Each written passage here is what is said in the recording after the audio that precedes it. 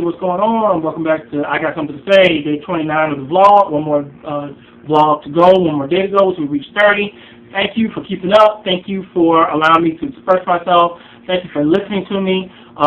The main thing that what I do is I tell you, once you know, pass the message on. The message is more powerful than the messenger. When I preach unity, community, wanting everybody to uplift the community, want everybody to be a part of something bigger than themselves. And today, I want to talk about, today was Charlotte's Gay Pride. And there's been a lot of media because, next week in Charlotte, well, the DNC, the Democratic National Convention will happen, where Obama will take the nomination as the Democratic president, of course, the Democratic candidate for president, of course. And he will, and also that the Democratic Party will acknowledge that marriage equality is part of their platform. So they officially will acknowledge that they're in support of gay marriage, that that's what they want, and that's what they want for gay Americans. And it's kind of interesting. A lot of people, and even I brought up the fact that it's kind of strange to try. I mean, of course, Charlotte.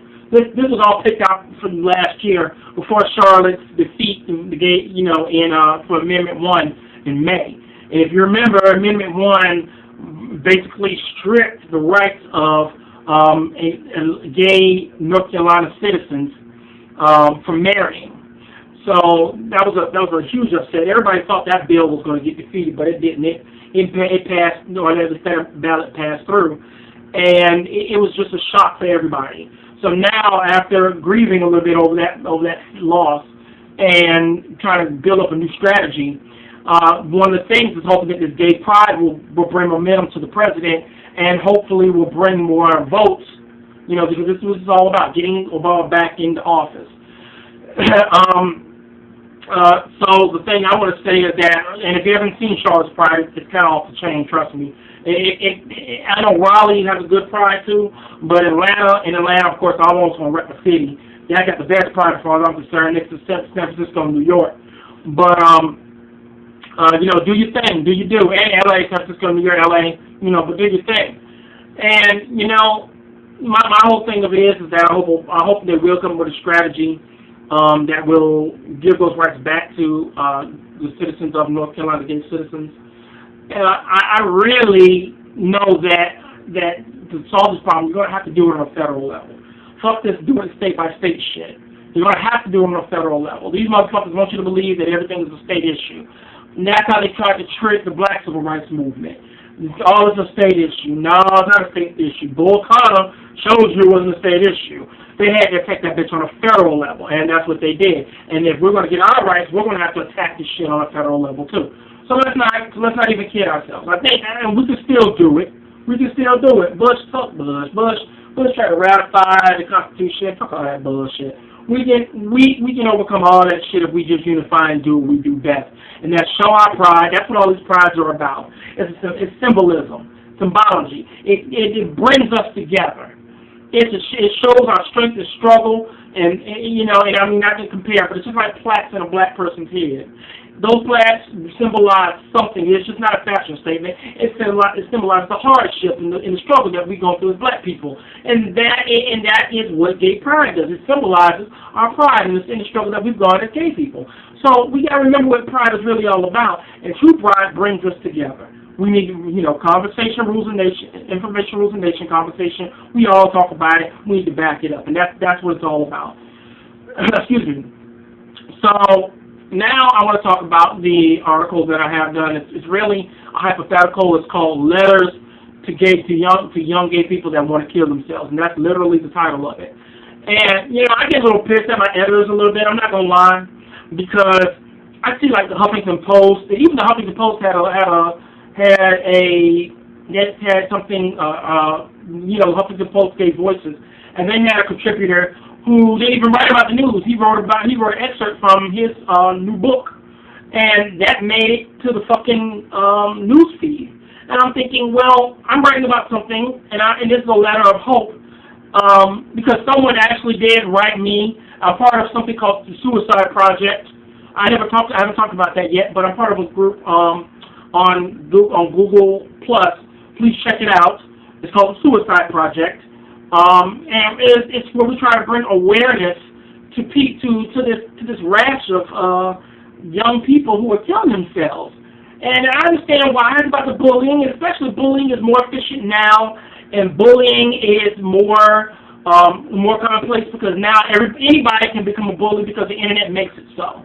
It doesn't matter who you are, and you can be a target by whether you're popular, dumb, smart, young, black, whatever. You can become a target and you can get masses to come and target you because the internet is a place where communities can come together and virtually just harass you and make your life a living hell.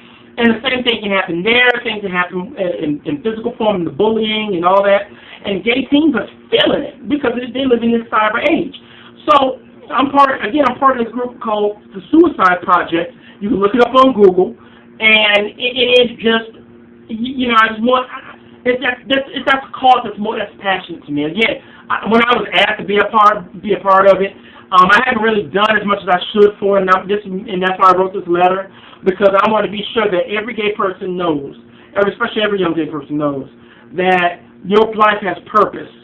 Your life is more than just what these fools at school and these motherfucking bullies at school tell you. See, I come from a different day and age. You gotta excuse me. See, I'm come from an age that my mom told me that I got a good right and I got a good left. If I need to, I can protect myself. And and I'm never ashamed of who I am. See, so that's just like being black. I tell people all the time, being gay, and like that's why I'm blessed to be. I'm stuttering. That's why I'm blessed to be black, because as a black man, I have learned unity. And you can call me nigga a million times. I don't care if you do it virtually or whatever. And you'll never catch me killing myself. But you got kids who are being called faggot, derogatory, harassed every day, and they want to kill themselves. But But black people will never kill themselves because in that fashion because they understand that there are people who have died so that we can stand up as proud black people that we are. So, and this is where young gay people have to understand. There are people who have died so they can be the person that they want to be. So, it just kind of, and I don't judge anybody. It just kind of shocks me that you hear these stories of these young gay people who are killing themselves because, number one, they have not been taught, and I don't totally blame them. They have not been taught how to stand up and be proud of who they are. They've been taught to be ashamed of who they are. So that's part of the reason. So you got these parents out here thinking that they're doing the best they possibly can, not taking their child the way they should, not accepting their children, and all they're doing is sending them to their death every time they send them to school, and they lose a little piece of themselves every time that they come back from school because these people are killing them every day inside, and then eventually they turn that into suicide. And I get very passionate to talk about this subject. I'm very passionate about this subject. I won't lie to you, because I feel like the way that we're going to solve this problem is through unity. That's the only way to show these young people, these young gay people, that there is something more powerful and a message more powerful than themselves. So they got to collectively come together, because who's going to take on the fight if they kill themselves? Once we pass away, I'm only 35, but once the generation before them pass away, who's going to take on the fight? And who's going to be strong enough to take on the fight if you're out there killing yourself? If you can't take that, and don't get me wrong, I love Dan Savage. His word is It Gets Better project. I applaud anybody and effort that tries to solve this problem, but I think It Gets Better shit gets old. It don't get better. You gotta make it better. And sometimes it don't get better. Sometimes it gets worse.